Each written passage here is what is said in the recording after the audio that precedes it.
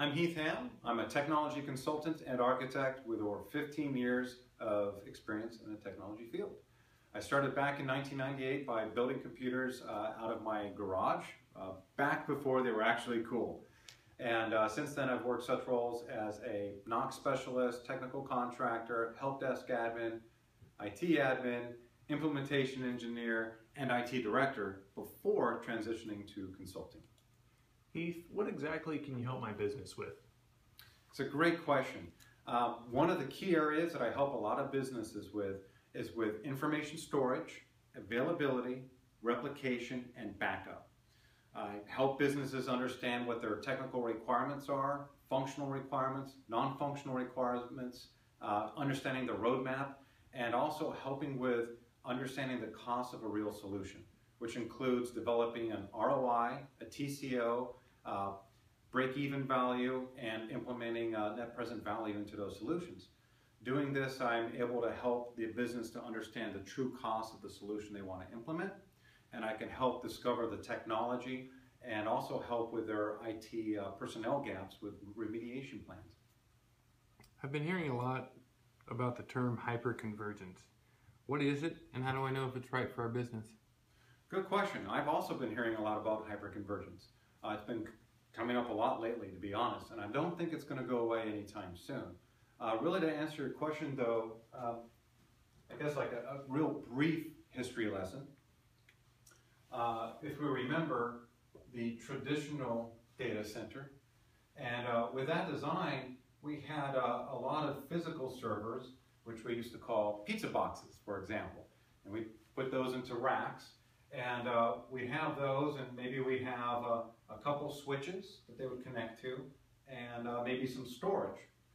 And this was a great model, but it wasn't very efficient.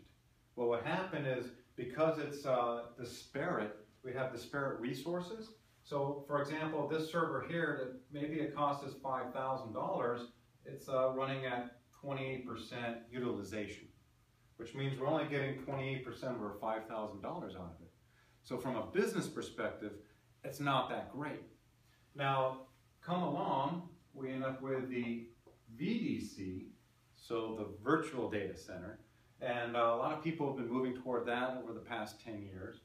And in this situation, what we might have is one really beefy server, right, for example, and with that beefy server, inside of it, we're running multiple instances of servers. So what this enables us to do is, instead of maybe having these 3 physical boxes, each one of them running an operating system, we're able to put all of those into this single server, and then that allows us to have what's called consolidation. So we get a lot more return from the money that we're spending on the equipment here.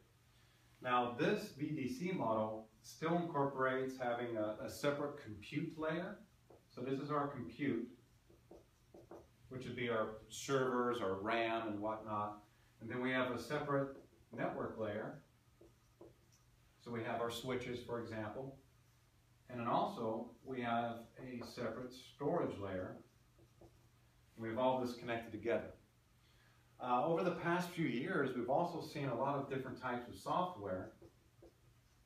We've probably heard key terms such as the software-defined data center, ACI, and different things being involved, right? Up-and-coming technologies.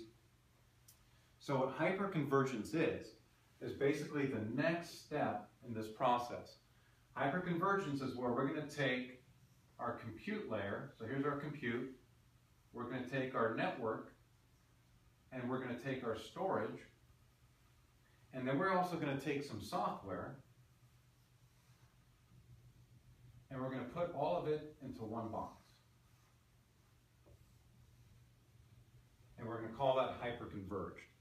So rather than having still some multiple disparate hardware and different technologies, which, don't get me wrong, it's much better than our traditional data center, but now we're going to even consolidate that further, and we're going to call that hyperconverged.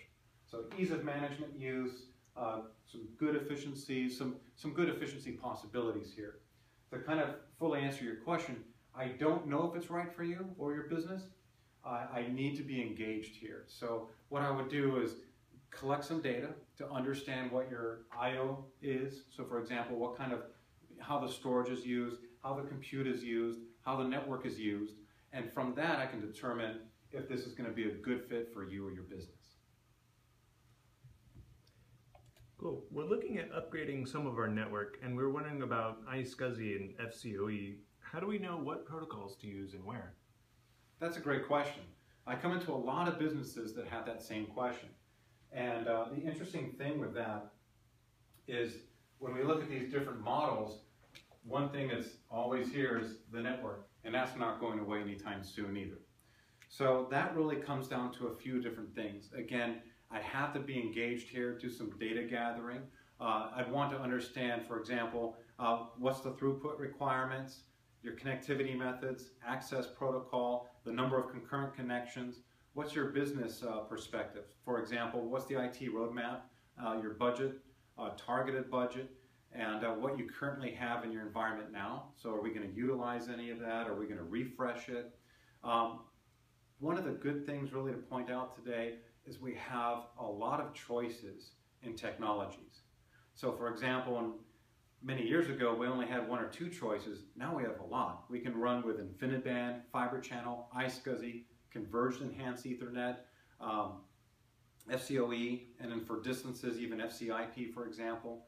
The question is really now knowing where do they fit best? And that comes down to understanding what the current requirements are, the business requirements, and putting that together.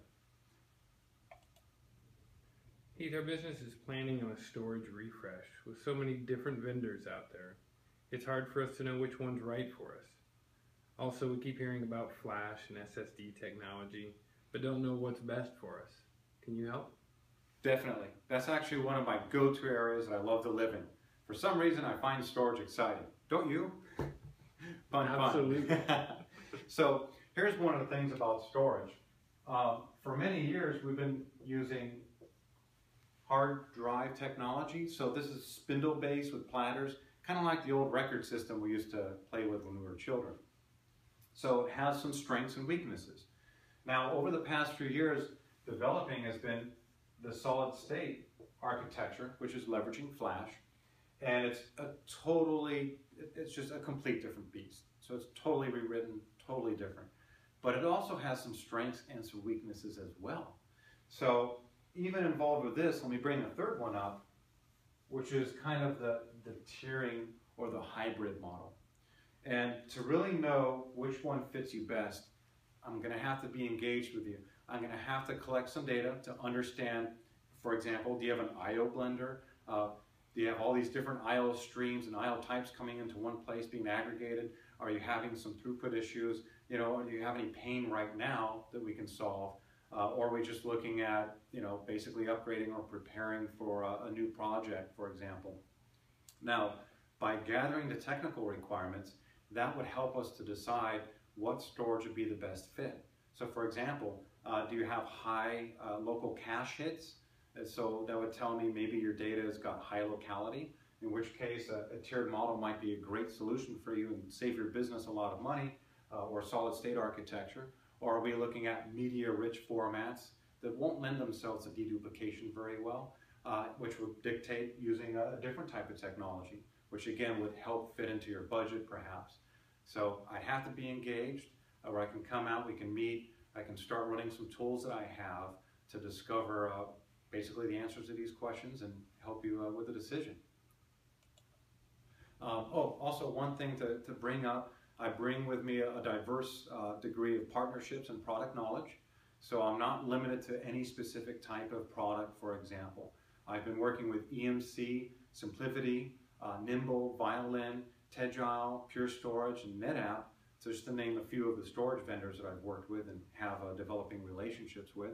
And also some of the other technologies have been, for example, Veeam for backup and backup replication, eVault, VMware hypervisor, and at this point I'm sure the whole world's aware of, Brocade and Cisco for networking, APC for power infrastructure, and Zerto. Actually, that's another cool one. There may be situations for your business where, for example, you may have a robo site that's running for example, maybe a NetApp, and maybe at your headquarters site, you're running an EMC. and you've been having a problem where you need to bring your data back and forth. You want to replicate, but unfortunately, EMC replication technology only works with EMC, NetApp only with NetApp. So Zerto has been a technology that I've been able to leverage in many business solutions where it's agnostic to the storage and has now been able to allow replication between those devices. So if you'd like to know more, please reach out and let me know how we can get started. Thanks.